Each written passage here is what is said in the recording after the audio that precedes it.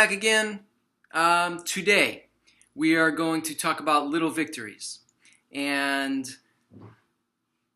we're going to base it upon this idea that we had a very simple kind of mandate from last week where it was, eat food, not too much, mostly plants, right? Like, so simple. So I'm going to read through the newsletter here, I'm not supposed to say the word newsletter. Somehow that turns people off. That's what I just saw in some sort of like marketing thing. Okay, so it's not a newsletter. It's just an amazing knowledge drop.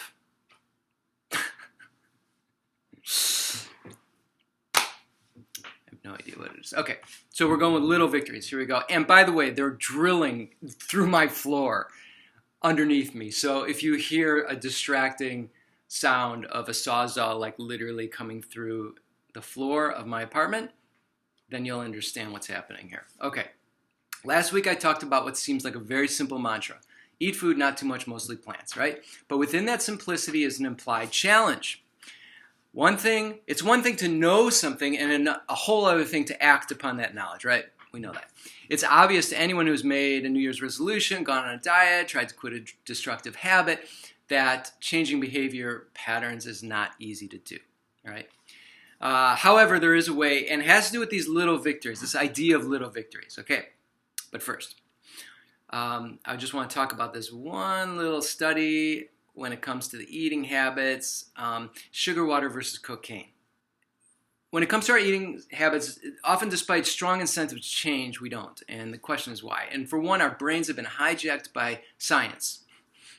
What I mean is that food science, quote unquote, has discovered our weaknesses as human animals and creates food that exploits that weakness. Okay? So in 2008, a study was done at the University of Bordeaux, in France, where they took rats who were addicted to cocaine and then introduced them to sugar water, and given the choice between cocaine and sugar water, they chose sugar water.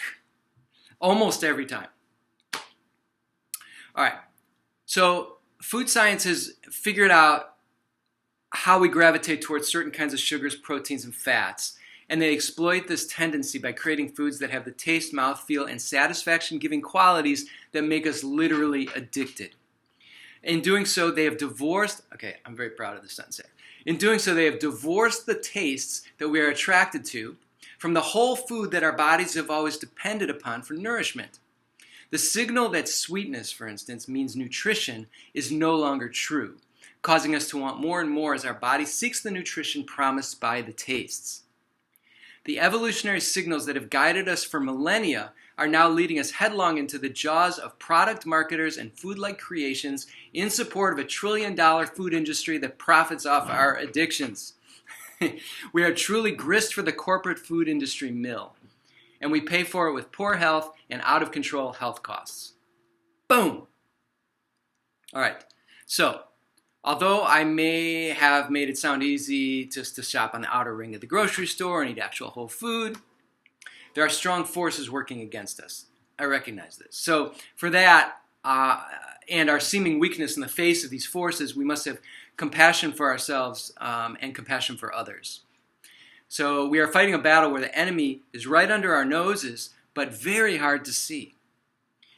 We can have all the statistics because we're constantly being lied to by our tastes. We taste these foods and it seems like they should be super nourishing. At least that's what our bodies are thinking, and it's just not happening. We can have all the statistics about diabetes, obesity. We can be told by our doctor that we have prediabetes or high blood pressure or whatever, but we still find ourselves at the ice cream shop guiltily enjoying. Question, can one enjoy despite guilt, or does guilt cancel out any true enjoyment? Just like a little Zen koan for you. Guiltily enjoying a mint chocolate gelato. Okay, personal favorite. And I say gelato. It's Italian, right? Part of the Mediterranean diet. Okay, side note. Just so you know, I never have the intention of piling on the guilt. I never want that to be a reason for change. If we choose to have the gelato, then we should enjoy the fuck out of it. There was a questionnaire given to people from the US and France, and it showed a piece of chocolate cake. Picture of a piece of chocolate cake. It asked people for the first word that came to mind upon viewing the cake. And people from the United States said, guilt. People from France said, celebration. As I say, France 1, United States 0. Definitely France is coming out ahead in this particular round. So when making a change, what has worked for me and what I've seen work for others is the implementation of small, regular changes rather than one big, drastic one.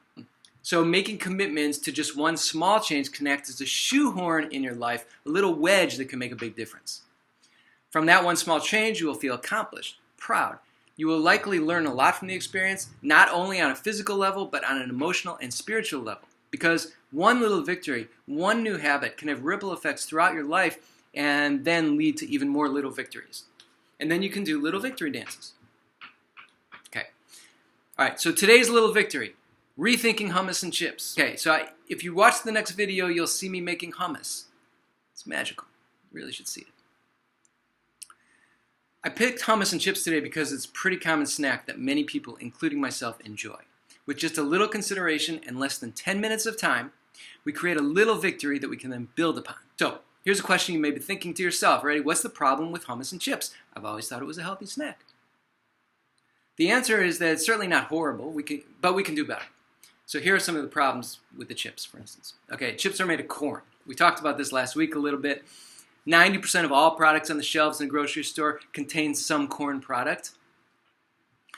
So a good question to ask is it helpful to the systems of our body to be constantly exposing it to a single species of anything? Any one food, right? So variety, we're always talking about variety. Why variety? Because there are so many nutrients in the different foods, and we don't even know nearly all of the nutrients that are in all the different foods, that we want to get as many different varieties and colors and sulfur vegetables, leafy vegetables, all kinds of things. So you want variety. Eating corn? Okay, number 2, chips. A processed food made in a factory, comes in a bag, falls under Pound's category of not food, quote unquote not food. Simply a food-like substance that is one of the many derivations of flour, oil, and salt. Flour, oil, salt. That's it. And we mix it up into a million combinations, and this one just happens to look like a chip. Okay. Again, as I mentioned previously, the omega-3, omega-6 fatty acid balance is quite important, and an out-of-balance ratio leads to chronic inflammatory response and accelerates disease process. Corn, because of its high omega-6 content, if not balanced by omega-3 fatty acids in your diet through food or supplements, can lead to problems down the road. Vegetarians need to be careful about this because they tend to lean pretty hard towards vegetable oils and an imbalanced omega-3, omega-6 ratio. Plus, the oils used in the chips are never the best quality, and who knows how many batches of chips are fried in just one vat of oil. Right? At the end of the day, there's just very little nutrient value in chips, even high-quality organic non-GMO chips. Trade chips for colorful organic, if possible, locally farmed, if possible, crunchy, juicy vegetables, then you're really offering a wonderful gift to the body that allows you to circumambulate around the globe. You get a gift, give a gift to your body gives a gift to you. All right, so now let's talk about hummus. Store-bought hummus, store-bought organic hummus, I say, Cedar is one of my favorites. It's really not bad. However, think about this. The main oil used is sunflower oil, which is, again, the highest omega-6 content pretty much of any commonly eaten vegetable oil. So, again, you're increasing that amount of omega-6, adding to the imbalance. And then you add it to the corn chips.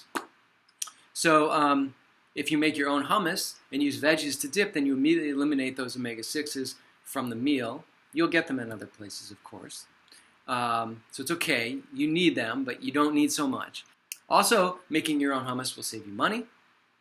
And again, as I show you in the video, it's so fast, it's so quick, it's so easy. Anyways, that's it for today. I hope you enjoyed. I hope you're well. Have a great weekend, and I will see you next Friday.